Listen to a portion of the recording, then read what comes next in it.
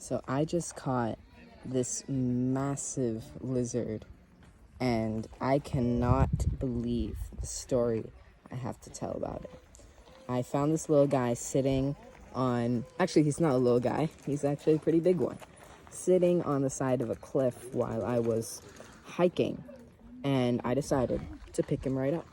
And I did not know that he would bite so strongly. As you can tell,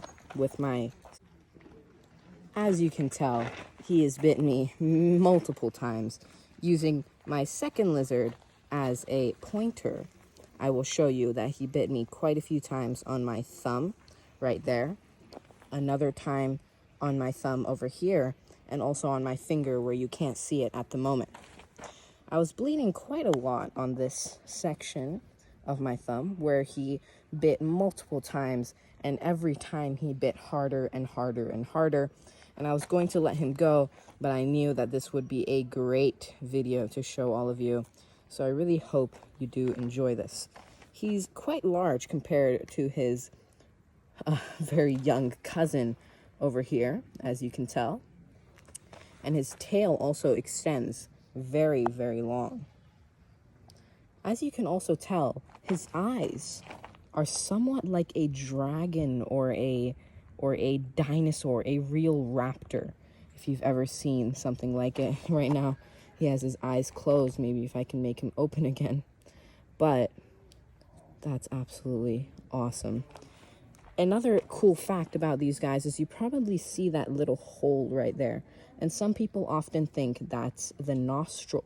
But the nostrils are actually out in the front over there. Wow, would you look at that?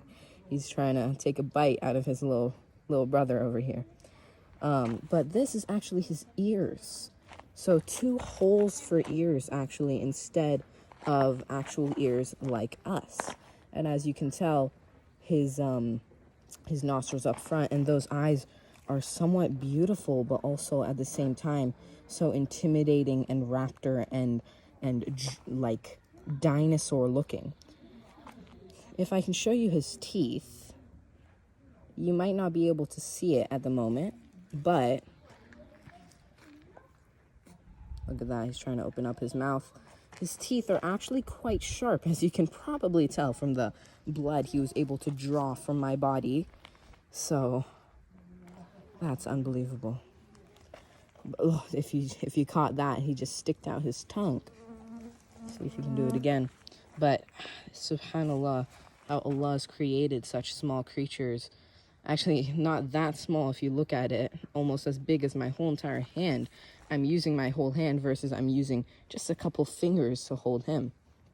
So, subhanallah, I'm able to hold this really feisty little guy, even though he bites very, very hard. The reason that he's not biting right now is because I'm holding him behind the neck, and what that does is it's going to not allow his head to rotate around. So if you ever go for herping is what it's called to look for the act of lizards or any reptiles for that matter. Well, there's a lot of flies, but then you should definitely grab them from behind their neck. And I have a very light grasp on him. And if you see him breathing, just take a focus on where the skin and his scales meet.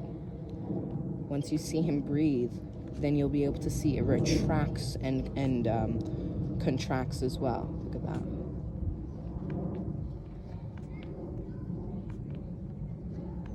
I don't know if you were able to catch that, but it's very, very beautiful. His hands are also extremely sharp. Those little claws, they may not look like it does a lot, but from experience, it has done quite a lot. They use that for climbing rocks and trees, and it's very, very beautiful. And this tail, subhanallah, it's created in such a beautiful way, and it's a muscle as well. So they'll use this for climbing, they'll use this for balancing. It's very, very beautiful. All in all, his scales, his skin, so shiny. He's so beautiful, but at the same time so intimidating, subhanallah.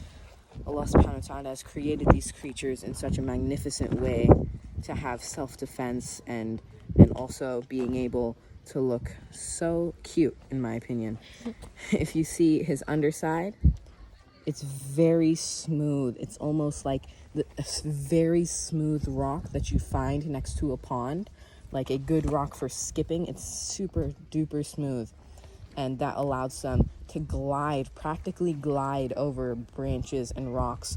It was quite lucky for me to be able to snatch one of these guys because they are very fast.